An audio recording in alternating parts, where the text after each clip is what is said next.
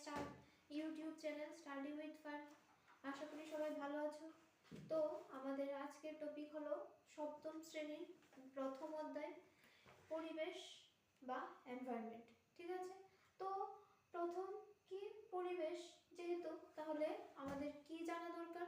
First আমাদের কি জানা দরকার? পরিবেশ কাকে বলে, মানে পরিবেশের সংজ্ঞা বা ডেফিনেশন জানা দরকার, ঠিক না? তো পরিবেশ বলতে আমরা কি বুঝি? আমাদের চারিপাশে যা আছে, জীব জগৎ, পশু পাখি, তারপর নদী নালা, সমস্ত কিছু মিলিয়েই আমাদের পরিবেশ। শুধু জীব জগৎ, পশু পাখি, নদী নালা এগুলি নিয়ে কিন্তু আমাদের পরিবেশ না, সব কিছু নিয়েই আমাদের চারিপাশে আমরা যা দেখি। যেমন একটা ক্লাসরুমের চেয়ার টেবিল, বই খাতা সব কিছু নিয়েই তো একটা পরিবেশ গঠিত হয় বলেই তো আমরা ক্লাস করতে পারি না। তো এটাই আমাদের চারিপাশে আমরা যা দেখি সব কিছু মিলিয়েই পরিবেশ। তো এখন আমাদের পরিবেশের ডেফিনেশনটা দেখা দরকার। তো আমরা দেখছি পরিবেশ কাকে বলে। ঠিক আছে,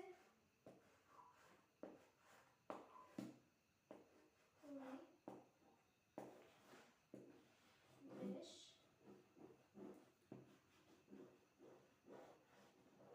কাকে বলে?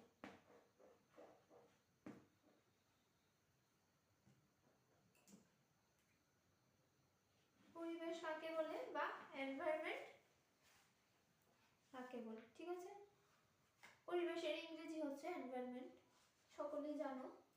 তো আমাদের ডেফিনেশনটা আমি লিখছি বোর্ডে।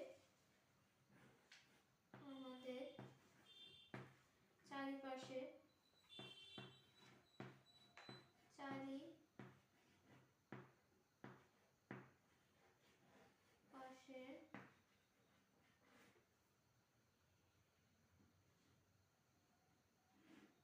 জীব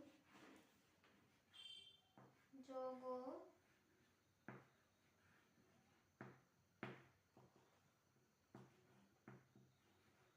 পশু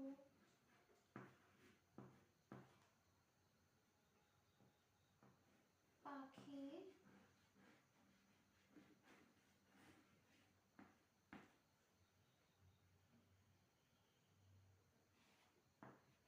নদী নালা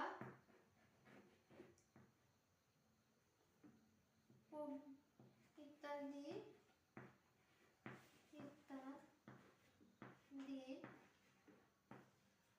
সমন্বয়ে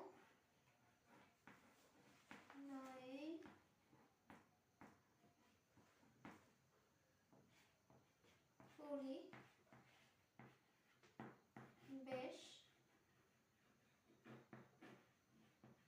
গড়ে ওঠে।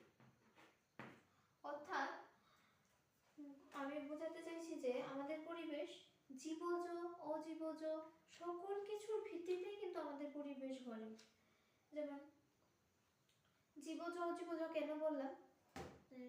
কারণ আমি জীবজ অজীবজ বলার কারণই হলো যে জীবজ মানে কি, জীবজ বলতে আমরা কি বুঝি? জীবজ বলতেই তো আমরা বুঝি যে এটার একটা প্রাণ আছে।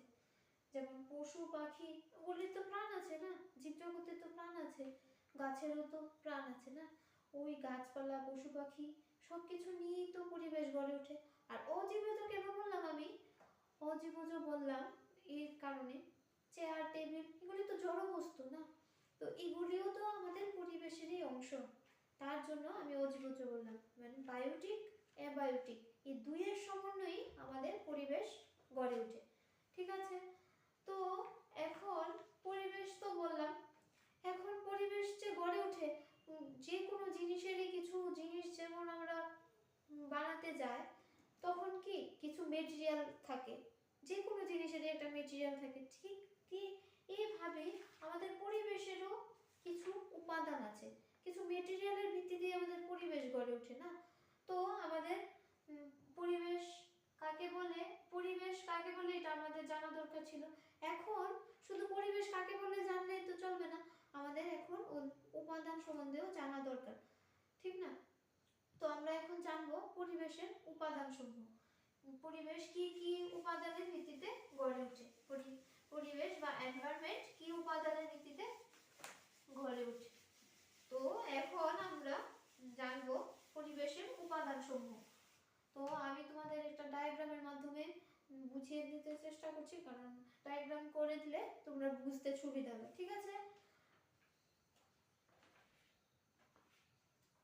এখন আমরা জানবো পরিবেশের উপাদান সম্বন্ধে।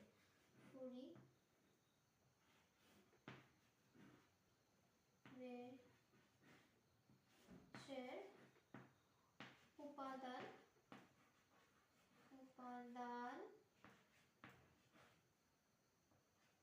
সমূহ।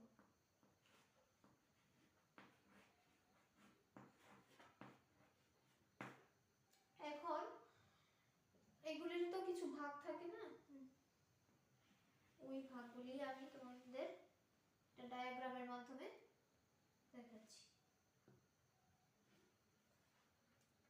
এখন হলো প্রাকৃতিক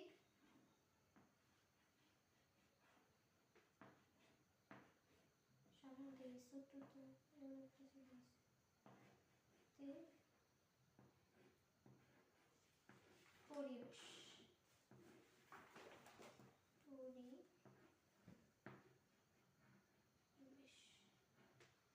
একটা প্রাকৃতিক পরিবেশ, একটা হলো মানুষ সৃষ্ট পরিবেশ।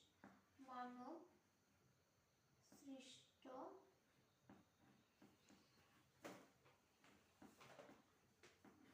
পরিবেশ।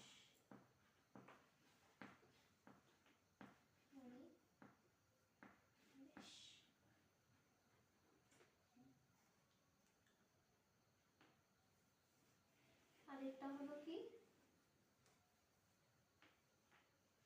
সরি এটা পরে লিখবো, আগে দুইটা দেখে নাও।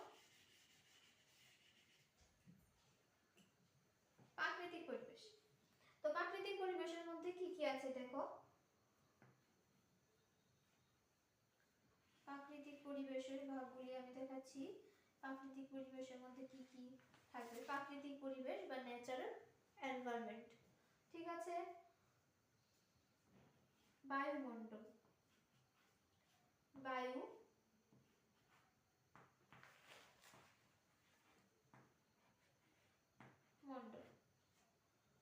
বায়ুমণ্ডল বা অ্যাটমসফিয়ার, ঠিক আছে।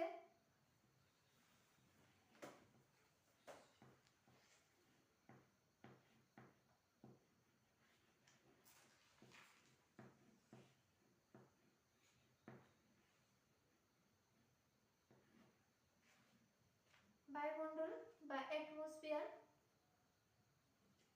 অ্যাটমসফিয়ারটা বুঝতেই হবে, আমি লিখতে পারবো না, ছোট জায়গা, আমি মুখে বলছি তোমরা লিখে নেবে, ঠিক আছে, একটু অ্যাডজাস্ট করে নাও। তারপর হলো বায়ুমণ্ডল,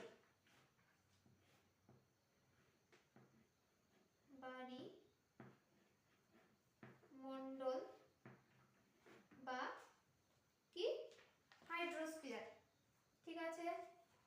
আর হচ্ছে কি জীবমণ্ডল,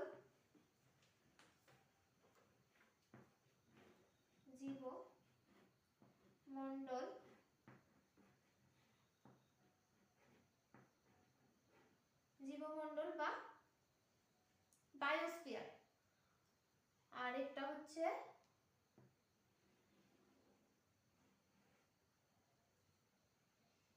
বায়ুমণ্ডল, বায়ুমণ্ডল, জীবমণ্ডল, শিলামণ্ডল, চারটা ভাগ লিখে নেবে।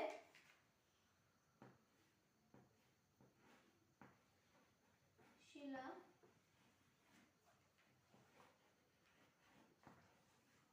মণ্ডল, এটা হচ্ছে লিথোস্ফিয়ার, ঠিক আছে।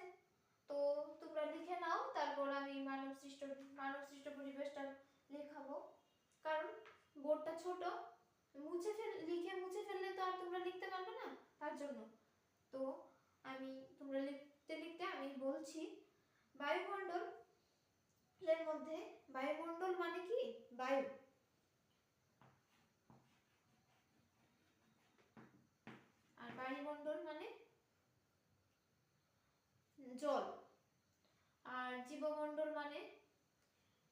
সজীব বস্তু বা সজীব মণ্ডল, যেটা হলো জীবমণ্ডল, মানে জীবমণ্ডল মানে কি প্রাণ আছে, ঠিক না?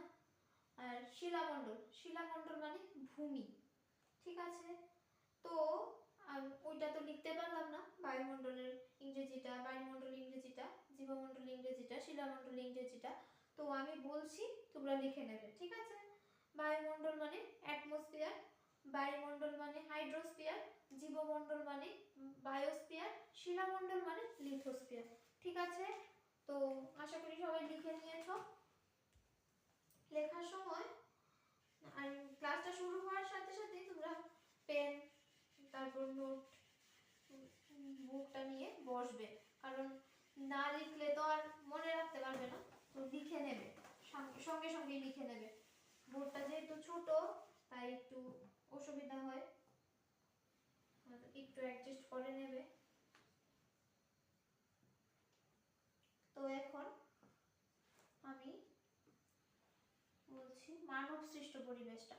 মানব সৃষ্ট পরিবেশ মানে হচ্ছে মানুষ পরিবেশে বসবাসের জন্য তো থাকার জন্য যেমন জায়গা দরকার না, তেমনি তো শুধু জায়গা হলেই তুমি খালি জায়গা থাকতে পারবে না, ঠিক না? তো কি ঘর বাড়ি তৈরি করার দরকার আছে। তারপর যে জলের উপর দিয়ে তোমার বাঁধ একটা আছে, তুমি ওইটার উপর দিয়ে রাস্তা তুমি হেঁটে যেতে পারবে না, তার জন্য সেতু তৈরি করতে হচ্ছে। তারপর মানুষ বাড়ি ঘর তৈরি করলো, সেতু তৈরি করলো, হাঁটলো, তা তো হবে না, মানুষ খাওয়ার জন্য তো কিছু তৈরি করা দরকার, ওটার জন্য শিল্প কারখানা তৈরি করতে হচ্ছে মানুষের। ওই এটাকেই বলছে মানব সৃষ্ট পরিবেশ। যেমন শিল্প কারখানাও তো পরিবেশেরই একটা অংশ না, তারপর ঘর বাড়ি এগুলিও তো পরিবেশের একটা অংশ, সেতুও তো পরিবেশেরই একটা অংশ, নদীও তো পরিবেশেরই অংশ। তো নদীর উপর দিয়ে তো আমরা হেঁটে যেতে পারবো না, জলের উপর দিয়ে, কারণ আমাদের চলার জন্য, আমরা চলার সুবিধার্থে আমরা এটা করছি, ঠিক না? তো এর জন্য বলছি যে পরিবেশ, আর প্রথমেই বললাম যে আমাদের চারিপাশে যা কিছু আছে সব মিলিয়ে পরিবেশ, তো এইটাই মানব সৃষ্ট পরিবেশের এটা। এখন আমি লিখছি, তোমরা লিখে নেবে, ঠিক আছে? তো আমি কি বললাম, ঘর, তারপর বাড়ি,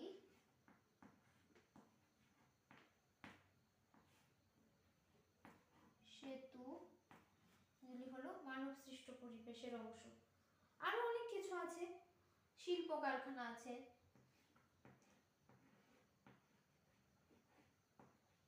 শিল্প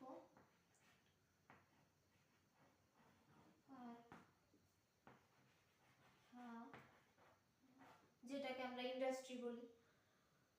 তো বুঝতে পারছো তো লেখাটা? না বুঝতে পারলে আমি বলছি, লেখো ঘর বাড়ি সেতু, তারপর শিল্প কারখানা, ঠিক আছে? তারপর হচ্ছে আমাদের এটা তো আছে, তারপর মানব সৃষ্ট পরিবেশ আছে, তারপর হচ্ছে